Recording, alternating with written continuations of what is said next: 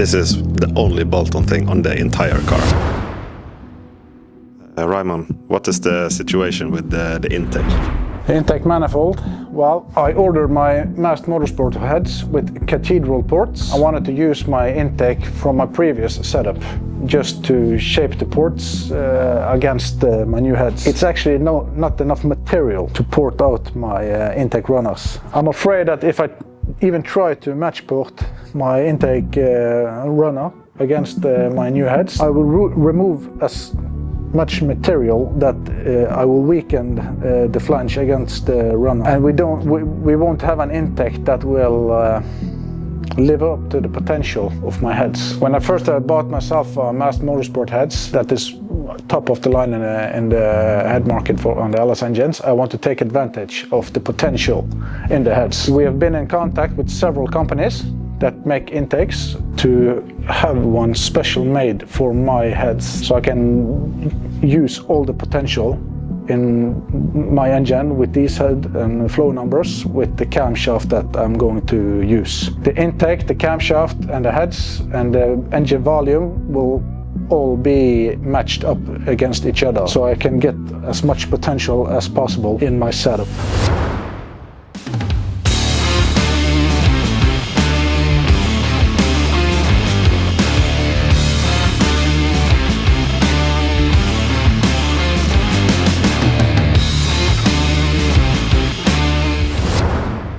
I am currently test mounting a head with the rocker arm system that Manton Pushrods has provided me. I've been in contact with Trevor at the Manton Pushrods. They have been awesome to communicate with, and the service is top-notch. We are currently checking the clearance of the push rods. They are a little thicker than normal. It's a custom setup for my Master Motorsport heads with the stands, with the rocker arms and custom push rod length. Everything is made in tool steel rockers, tool steel rocker stand and the push rods. We want the parts to be light, but with lots of boost, lots of valve springs and lots of RPMs. We need a strength. I've been in contact with Nick, the cam expert at Brian Tooley Racing. He has very high knowledge when it comes to valve train setups, and he is in their development team at Brian Tooley's when it comes to valve train, camshaft and all the stuff they do in the Spintron.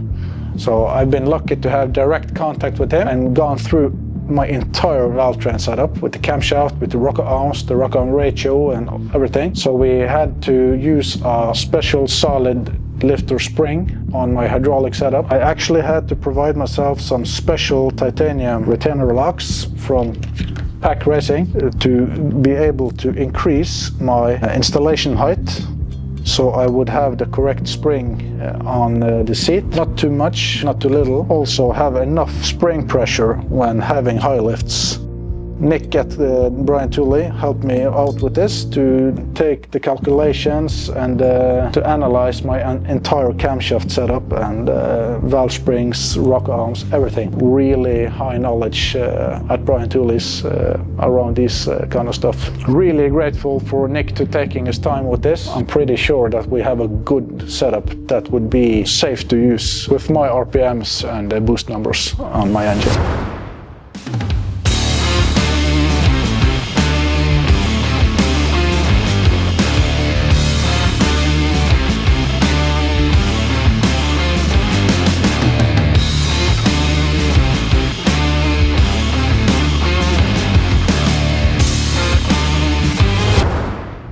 When I made contact with Manton Pushrods, I've seen lots of their stuff on high-end engines and really like the product and what they are doing to their stuff. They have pressurized adjusting screw and pressurized solid bearings and have been proven to work at lots of really high-end engines. Steve Morris, Noonan Engineering, Hemis, you name it. Of all the engine and all the stuff that I've seen that their products has been used on, it seems like a really high quality product with no errors. We had some few issues with the first setup I got. There was some machine errors when test mounting and figuring out stuff. we found some errors on the machine, some of the parts that were machined. I reached out to Trevor, and he was answering just minutes after reaching out. Was on the phone with him with emails, pictures, back and forth. Very service-minded, and communicating with Trevor was a really good experience from the first day I wanted to purchase their parts. And when we saw that there was some issues with some of the parts we received, he was straight on it. We got priority with fixing the issues, and communication was really good. And if there is any issues with their stuff, they are really hands-on straight away and just fix it as fast as possible. Absolutely no issues there. In this test assembly, the test assembling that we're doing is to check the lift clearance with some test springs. Do we have deep enough valve pockets in the pistons? Is the geometry correct?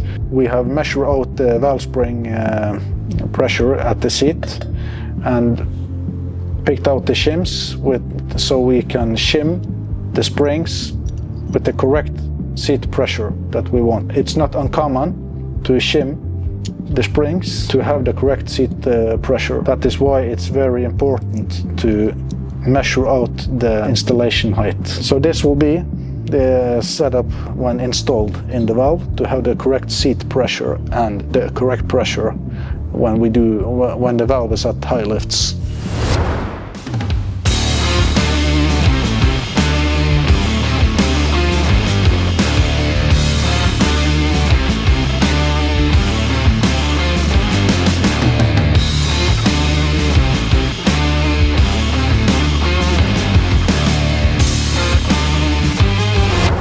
As mentioned in one of my earlier videos, we are going to use TL Garrett GT35 turbine housings on my Volvo turbos.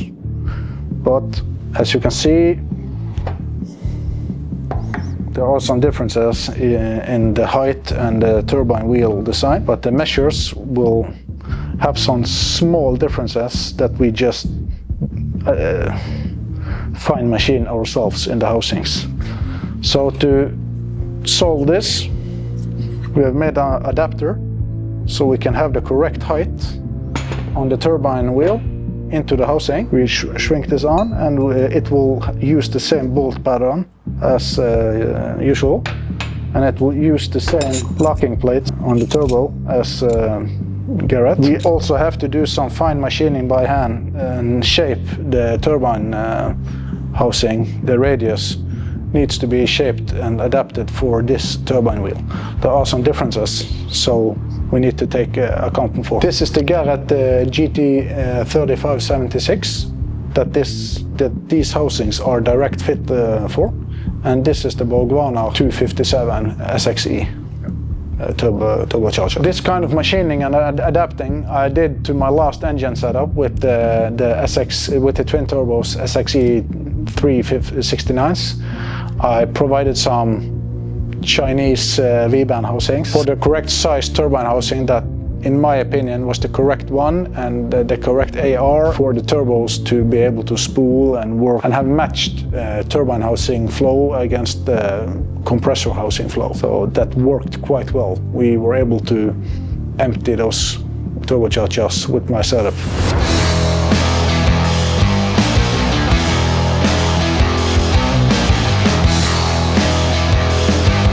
In my car, I have an empty, damaged LS3 block as a mock-up block and some old stock heads. So we used to mock up the manifolds, exhaust, where we need to make brackets and fasteners and motor plate and stuff like that. We have adapted the charge cooler where we want it, made brackets and fasteners for the charge cooler. Start to route hoses, and we need to buy several small stuff like fasteners, fittings, but we're in a progress with the planning and mounting stuff little by little. The fuel cell has come in its place, the ice tank for the charge cooler, and crankcase ventilation box that we will have in the rear. We will route hoses and stuff for the crankcase ventilation. Directly mounted an electric water pump onto the ice tank. Most likely we will try to use dry ice to cool down the water for the charge cooler as much as possible. We've got the car back from the paint job, and my roll cage and the car has been painted inside and out. Really nice job done by Ernst Leifsen at Suldal Billakkeri. And a dear friend of mine has started to make a little reinforcement of the doors. Ernst has emptied the doors for all unnecessary weight. The door has become a little weak due to removing all the stuff. Work in progress there to have the doors be a little stiffer, but not heavy as hell. We're in assembly progress with the chair, the steering, the charge cooler, and all the small stuff. Little by little, it's coming together, adapting stuff and trying to think of everything so we won't.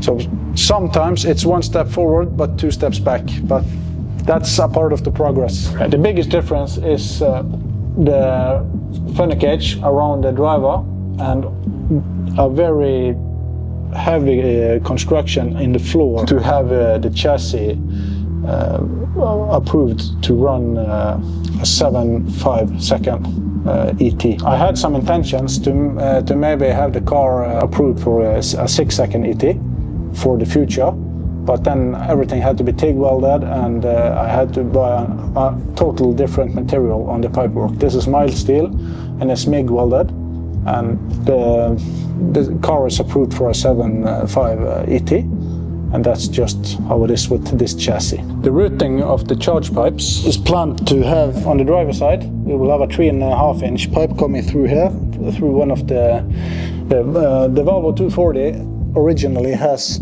plates that is bolted onto the firewall.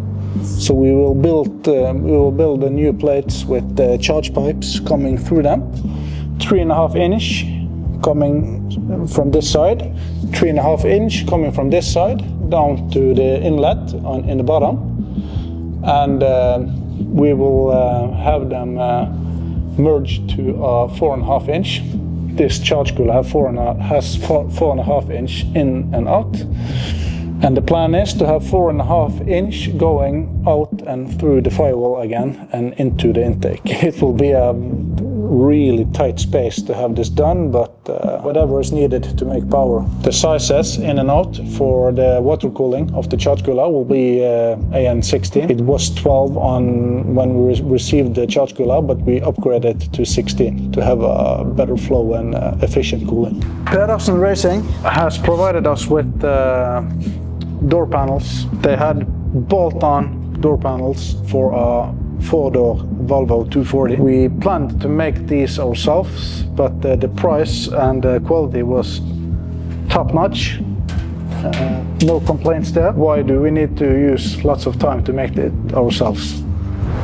This is the only bolt-on thing on the entire car. Maybe, actually.